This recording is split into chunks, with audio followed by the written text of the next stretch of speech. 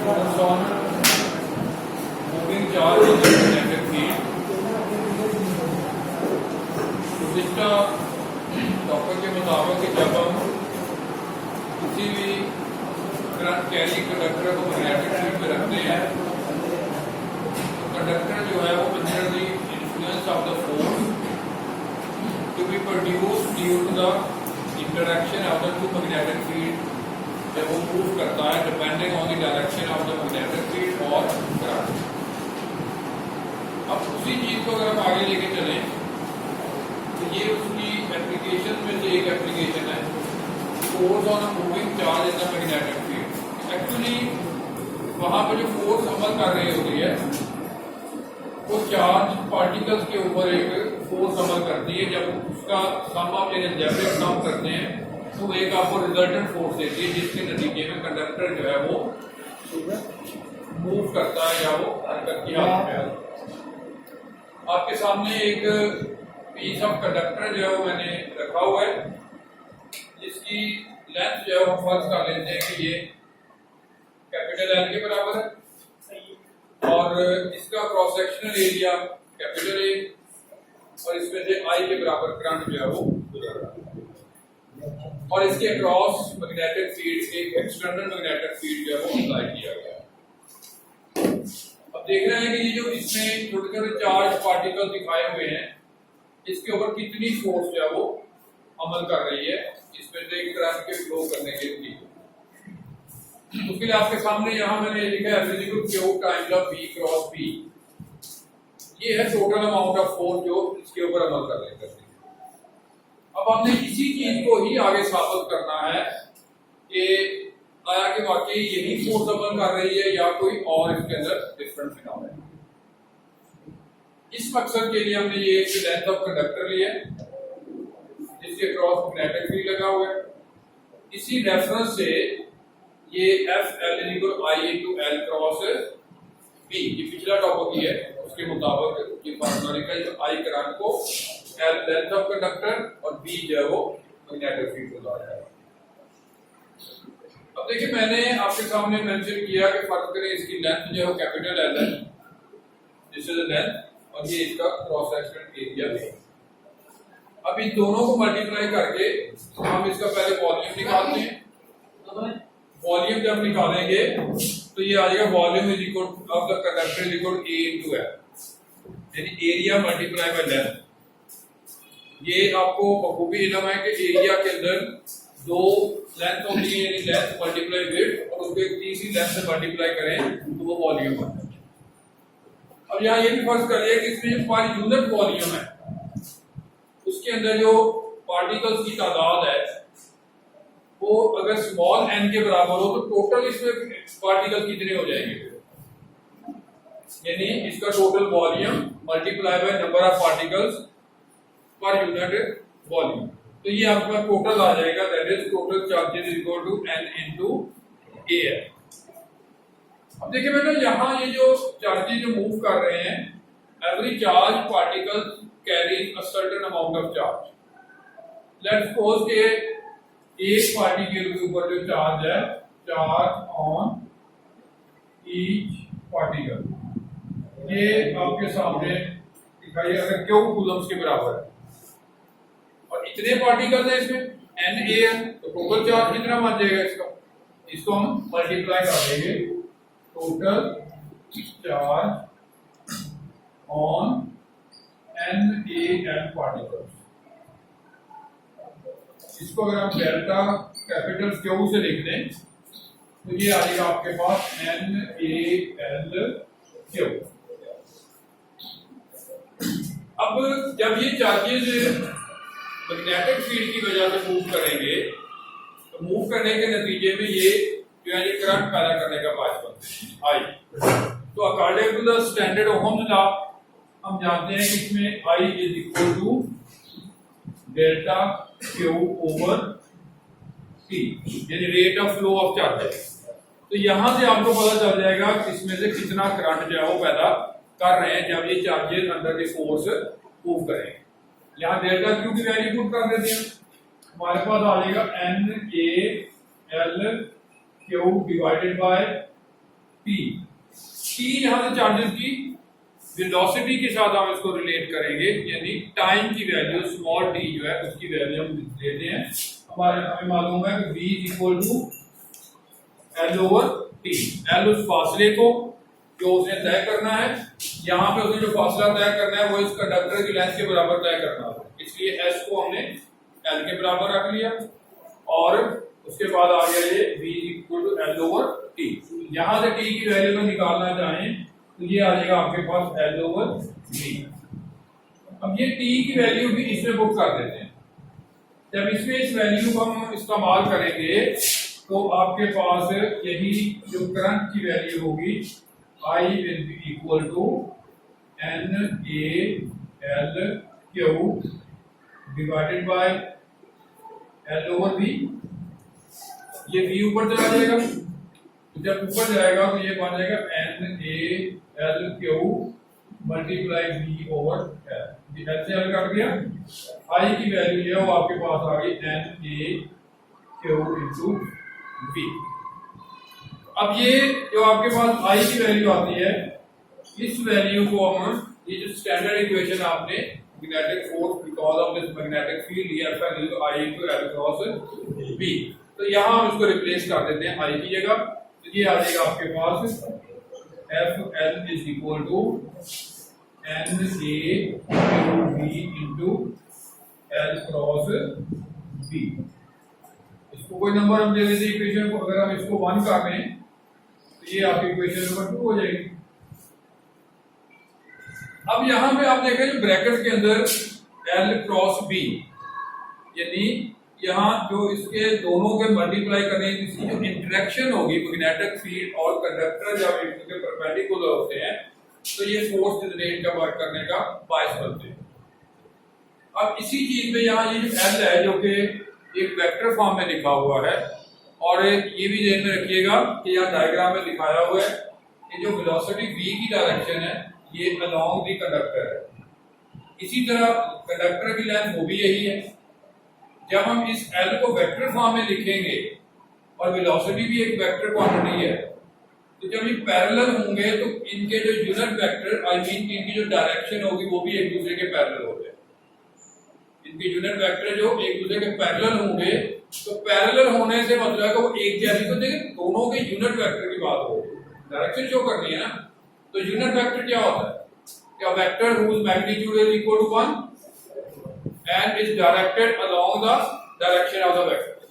अब अगर मैं L का यूनिट वेक्टर हूं उसकी मैग्नीट्यूड भी है, V का यूनिट वेक्टर हूं उसकी मैग्नीट्यूड है, और डायरेक्शन भी दोनों की एक दूसरे के पैरेलल है। तो इसी बुनियाद पे हम यहाँ इसको यूनिट वेक्टर की शक्ल में लिखें तो L cap may be taken equal to V cap. इसी L को वेक्टर फॉर्म में ये आप लोग बखूबी जानते हैं कि इसको मैग्नीट्यूड फॉर्म में किसी वेक्टर को ऐसे लिखा जा सकता है। यहाँ L कैप की जगह इसकी ये वैल्यू यूज कर लेते हैं तो आपको ये मिल जाएगा L इज इक्वल टू, ये आ जाएगा आपके पास L into V cap, L into V cap. अब ये L इंटू V कैप को हम यहाँ इस L के साथ रिप्लेस कर देंगे।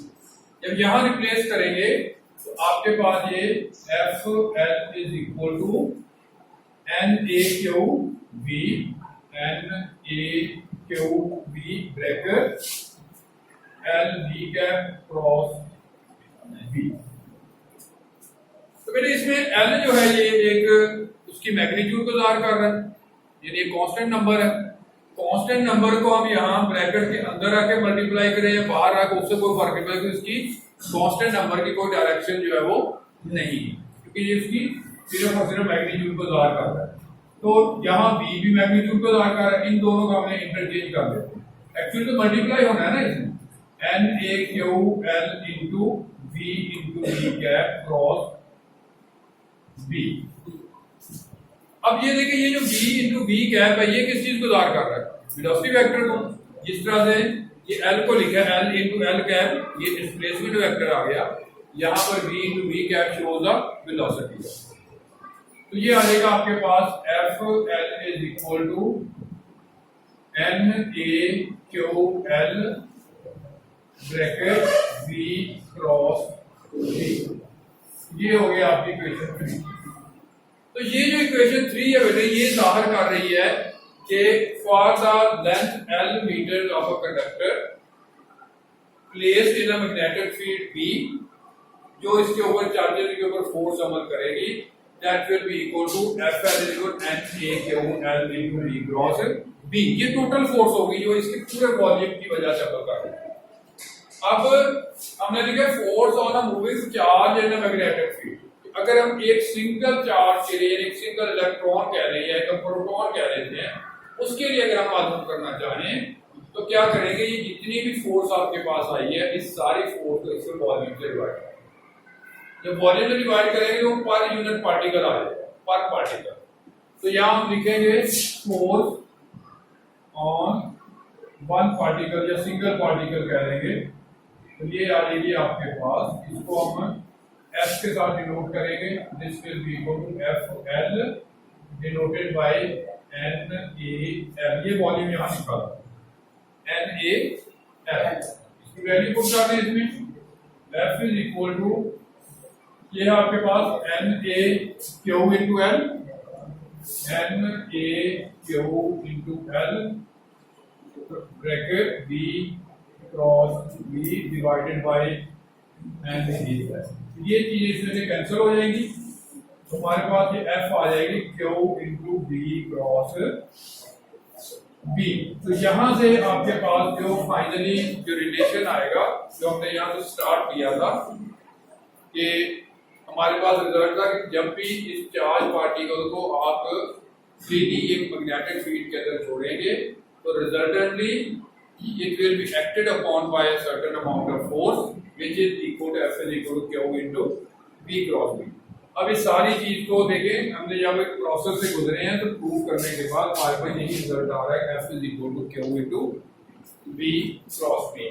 अब यहाँ जो Q है ना, ये पार्टिकल की चार्ज को जाहिर कर रहा है जो उसकी नेचर पे डिपेंड करता है, इलेक्ट्रॉन की शक्ल में या प्रोटॉन की शक्ल में। आपको दो ही चार्जेस है, एक नेगेटिव चार्ज और एक पॉजिटिव चार्ज है। नेगेटिव फॉर इलेक्ट्रॉन्स और पॉजिटिव फॉर प्रोटॉन के लिए। अगर यहाँ पे जो पार्टिकल आप कंसीडर कर रहे हैं वो इलेक्ट्रॉन आप ले रहे हैं तो हम यहाँ E यूज कर लेंगे, और अगर हम प्रोटॉन यूज कर रहे हैं तो वहां पर हम प्लस E यूज कर लेंगे, क्योंकि चार्ज दोनों का बराबर होता है, सिर्फ नेचर उनकी जो है वो अलग है।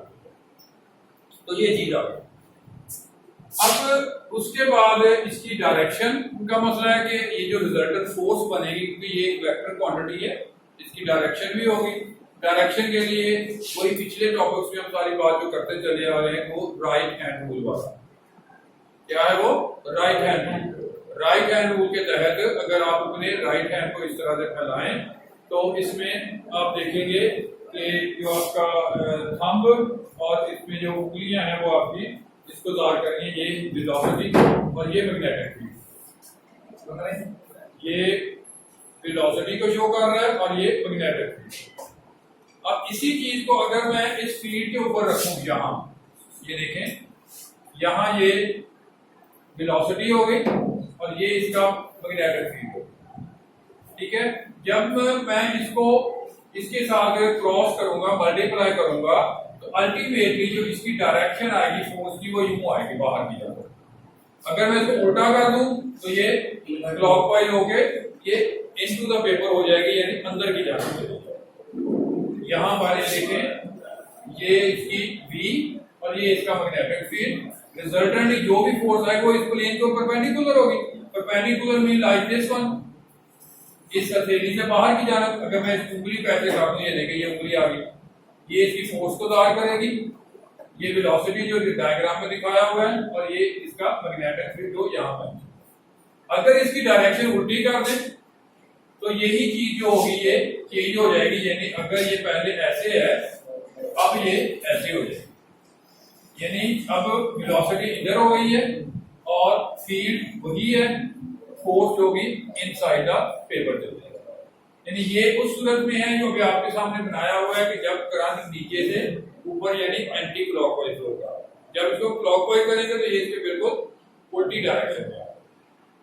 तो इसी वजह से जब हम इन चीजों को प्रैक्टिकली इस्तेमाल करते हैं, खासतौर पे जो पार्टिकल एक्सेलरेटर्स होते हैं, तो ये क्वार्टर 6 के टॉपिक्स हैं, वहां जब इसको यूज करते हैं तो किसी भी पार्टिकल को जब आप किसी मैग्नेटिक फील्ड में छोड़ेंगे, लाइक ये अगर फील्ड की डायरेक्शन है, इधर से एक हम चार्ज पार्टिकल को लेके आते हैं, उसकी कोशिश होगी कि वो इसमें सीधा गुजर जाए, लेकिन वो सीधा नहीं गुजरेगा।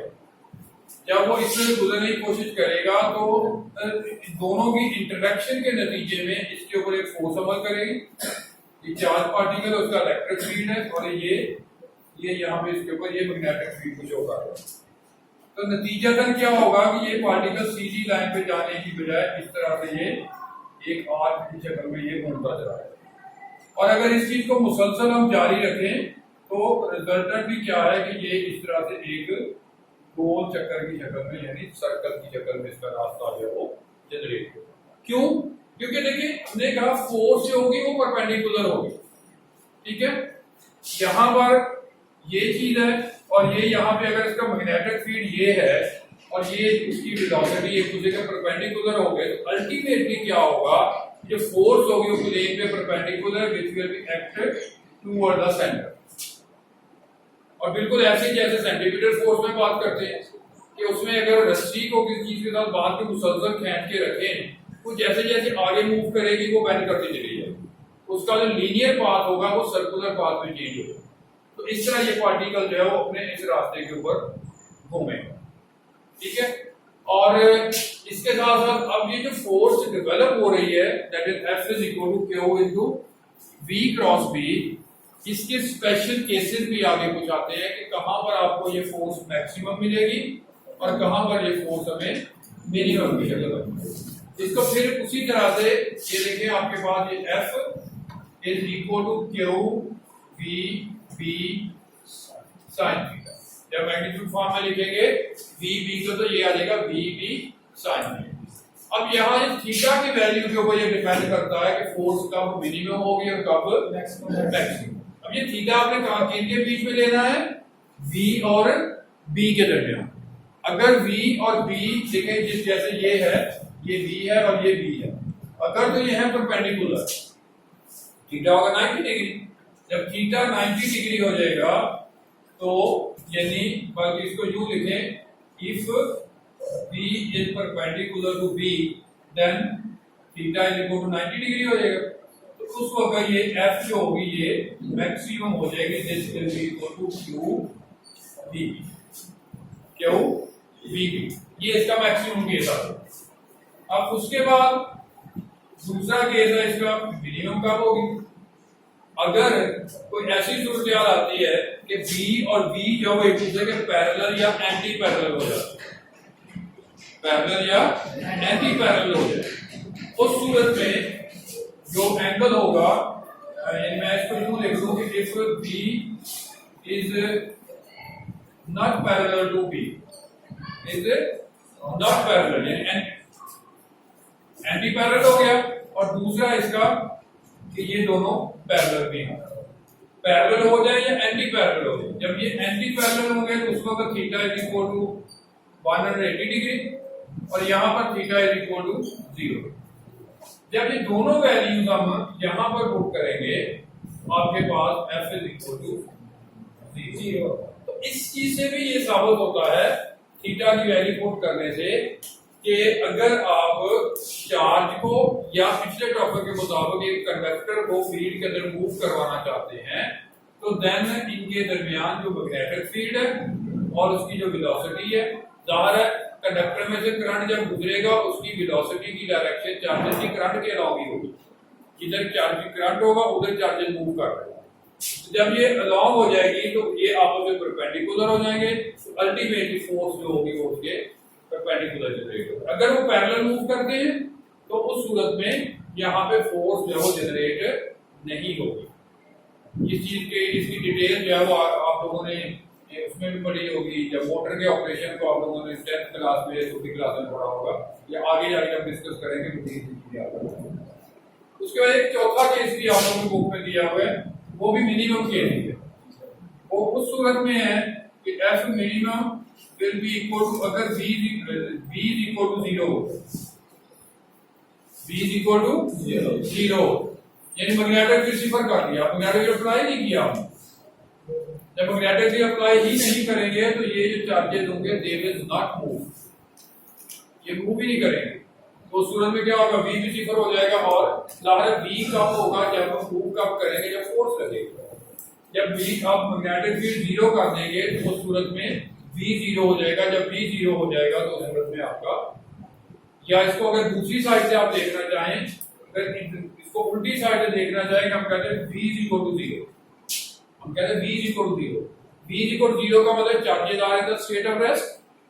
जब चार्जेस स्टेट ऑफ रेस्ट में होंगे तो करंट नहीं होगा, जब करंट नहीं होगा तो मैग्नेटिक फील्ड। और ये चीज भी पहले हम डिस्कस कर चुके हैं कि मैग्नेटिक फील्ड कंडक्टर के इर्द गिर्द सिर्फ उसी सूरत में पैदा होता है कि जब उसमें से करंट पास होगा, यानी चार्जेस जो है वो मूव कर रहे हों from high potential to low potential. तो ये चीज भी यहाँ से इस चीज को साबित करती है कि अगर V सिफर है यानी चार्जेस मूव नहीं कर रहे, उस सूरत में भी कोई फोर्स पैदा नहीं हो रही। और फोर्स किस वजह से पैदा हो रही है, V की वजह से। फोर्स का पैदा ना होना ये साबित करता है कि यहाँ पे V जो है वो V नहीं पैदा हो रहा है।